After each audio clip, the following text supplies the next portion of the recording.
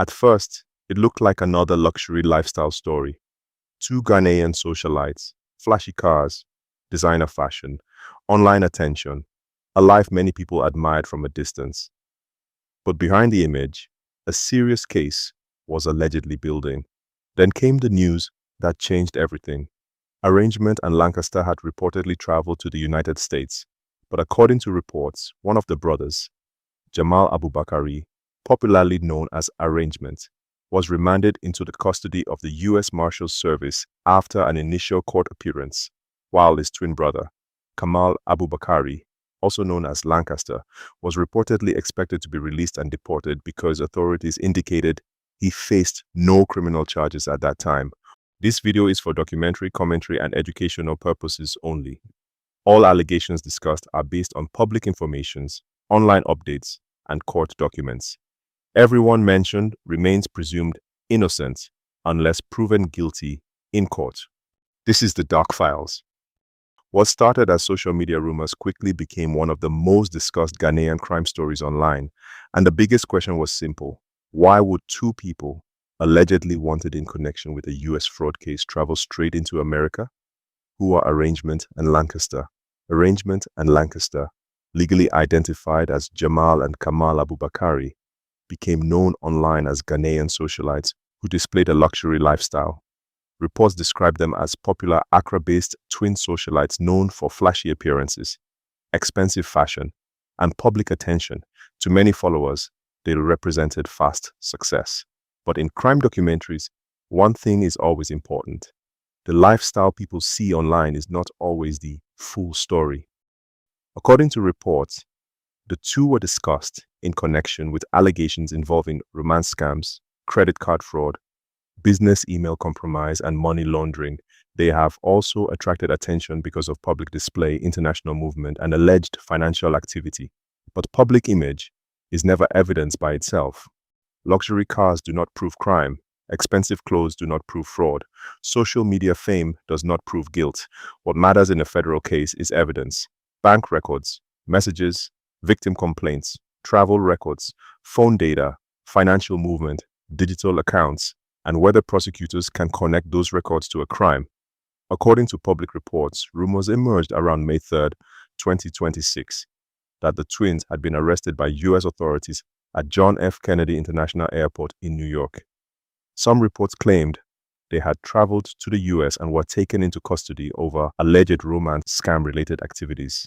Other reports also claimed that the pair traveled after receiving visas and that they were allegedly picked up after landing in America. But here is where the story becomes complicated.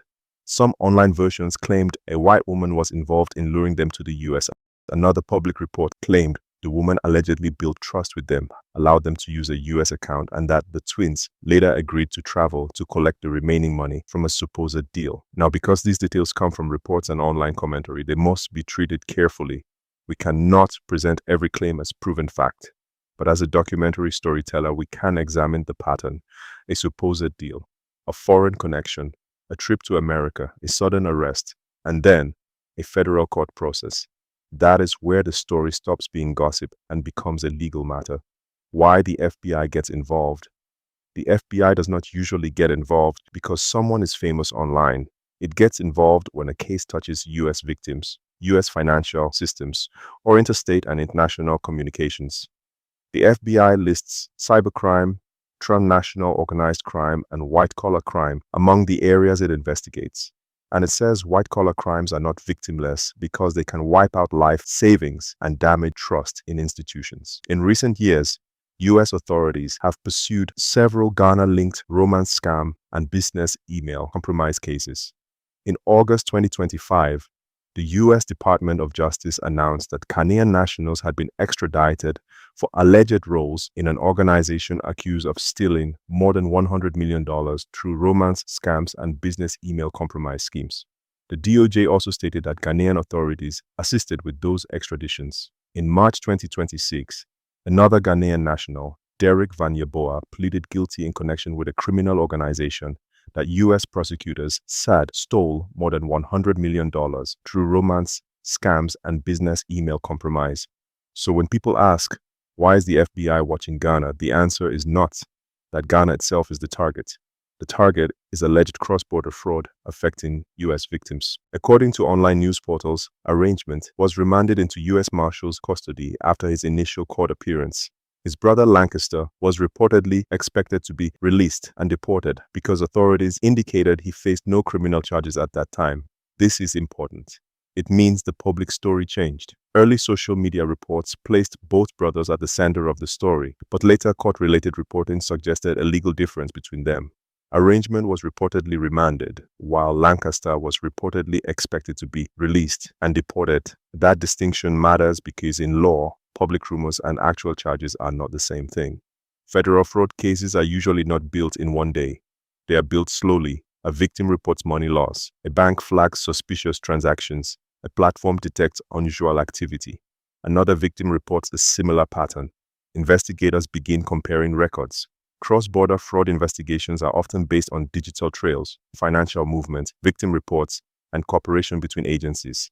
In a major business email compromise case announced by the U.S. Attorney's Office for the Northern District of Ohio, prosecutors said 25 defendants had been convicted in an international fraud and money laundering scheme that targeted more than 1,000 victims and involved approximately $215 million. The DOJ described how fraudsters used hacked email accounts, monitored victims' communications, sent convincing payment requests, and laundered proceeds through bank accounts and transfer systems.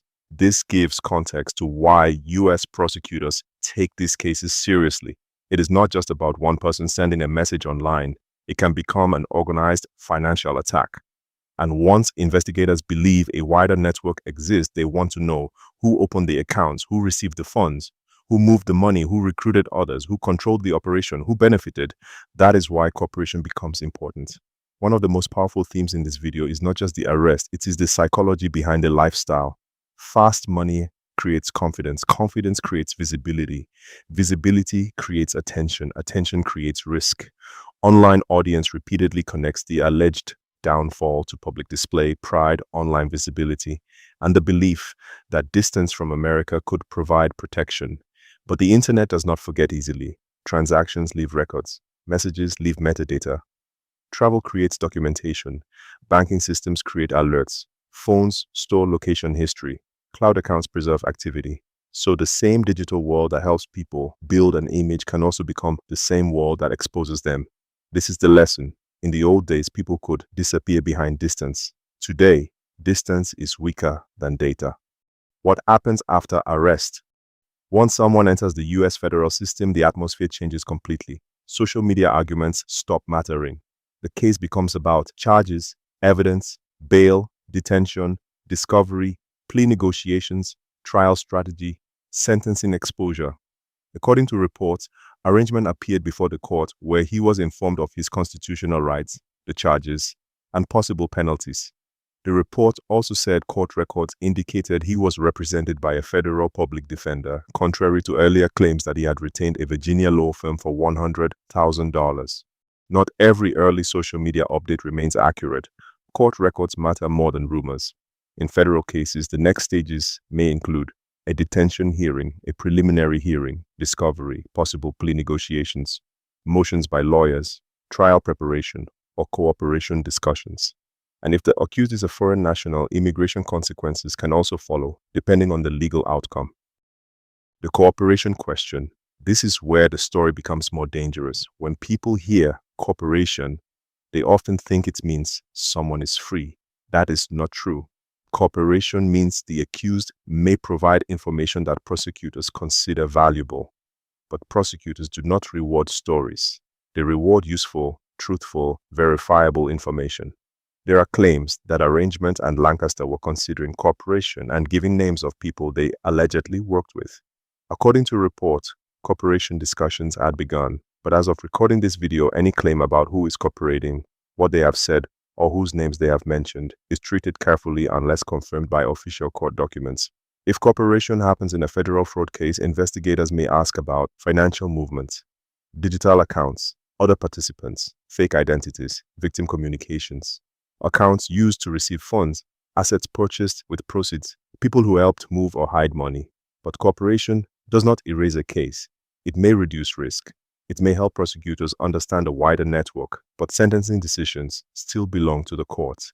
The arrangement and Lancaster story is bigger than two names. It is about online fame, fast money, digital evidence, international law enforcement, social media rumors, and the difference between public image and legal reality. The latest public reports suggest a major distinction. Arrangement was reportedly remanded, while Lancaster was reportedly expected to be released and deported after authorities indicated he faced no criminal charges at that stage. That is why this story must be told carefully. Because crime storytelling is not just about shocking people, it is about helping people understand the system. The FBI does not need social media noise to build a case, it needs evidence. And when financial crime crosses borders, when US victims are affected, and when money moves through traceable systems, the case can follow people across countries. And if there is one lesson repeated again and again in cases like these, it is this: the internet may create fast lifestyles, but digital evidence lasts much longer. If you enjoy dark crime stories, real investigations, and shocking documentaries like this, make sure you subscribe to Dark Files and turn on post notifications so you never miss any new episode. On this channel, we uncover the hidden truths behind crime, fraud, mystery, and the darkest stories making headlines across Ghana, Africa, and the world. Join the Dark Files family today, because every crime has a story.